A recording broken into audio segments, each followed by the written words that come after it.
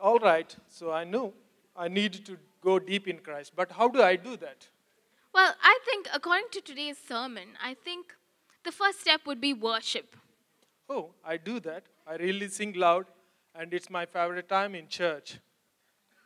Well, that's great, but you know, that's what we were talking about earlier about the few sips of God's presence that we have during church service. Worship is one of that. But worship is not a song, worship is the condition of your heart. What?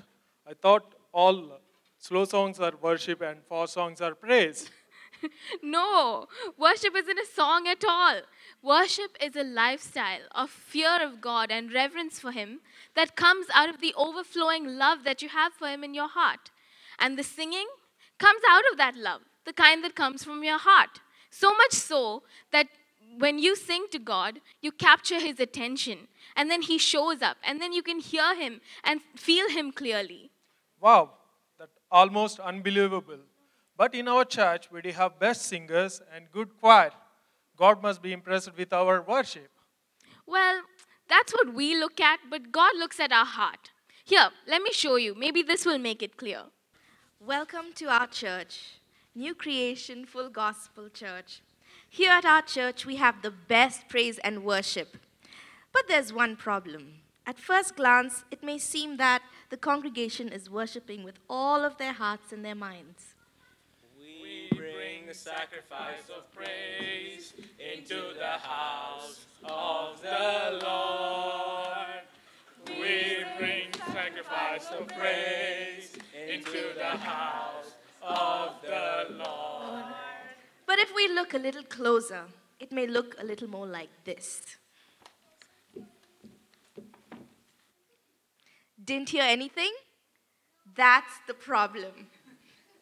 At first glance, we're looking at the outward appearance. But at second glance, we're looking at their hearts. Let's take a closer look at what goes on in the hearts and minds of the congregation here at this church. I will enter His gates with thanksgiving in my heart. I will enter His courts with praise.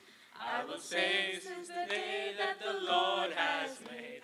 I will rejoice, for He has made me glad.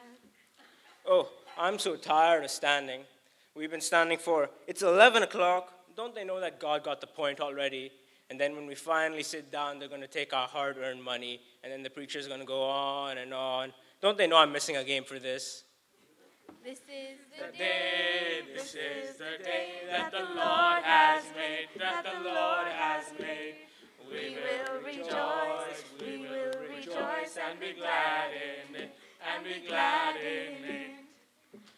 Oh, I'm so hungry. The only reason I came to the church is Vijay already called me for lunch. The crabs. I really smell the crab curry now. It's yummy. Now sing because you are good, and now dance because you are good, and now shout because you are good to me. Why can't everyone be as committed as I am? The pastors do love me though. I'm the best. Hey, Mr. Kami, me.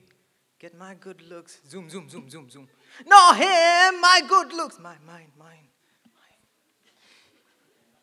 What a mighty God we serve. What a mighty God we serve. Oh, I have such a beautiful voice. I wonder why they haven't asked me to be in the choir yet. As a matter of fact, I can be the praise and worship leader. I wonder why they haven't asked me. Probably they have not heard me. I'm just gonna sing louder. Angels bow before Him, heaven and earth adore Him. What a mighty God we serve. You see, they acknowledge Him with their mouths and draw near to Him with their lips, but their hearts are far from Him. We wonder why we don't see victory in our lives and why lives are not changed through us.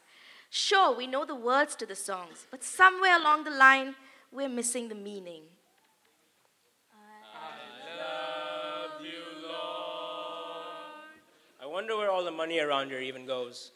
And I lift my voice. I better take 2 wafers at communion.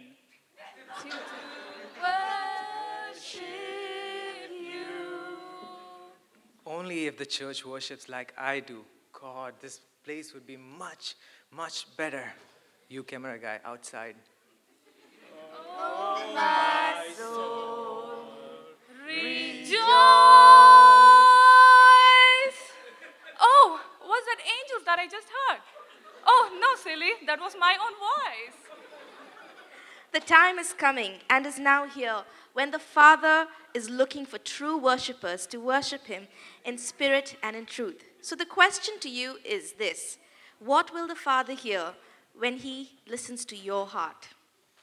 Great. Then I have to check my heart when I'm worshiping for the next time. Yes, that's right. That's what God is attracted to. If we worship Him with the sole intention of pleasing Him and wanting to know Him more, you will have captured His heart. Wow. Wow. Now I want to go home and spend the time in worshiping the God. Wow, that's great. You feel that way because you're hungering and you're seeking after God's presence. Yes, I just want God to reveal Himself to me. And as my friends has asked me to join with them this evening, but I think I will cancel that program and I will spend time in worshiping the God. Wow, that's great. That's the right place to be in. The place where we sacrifice other things just to be seeking God, just to be in His presence. Just like Abraham did. He was willing enough to sacrifice his only son just to please God. Or David. He was a man who was known for being after God's heart. And what about Jesus? He walked humbly and in obedience to the Father's will just to please Him. Yes, these personalities really set an example for us.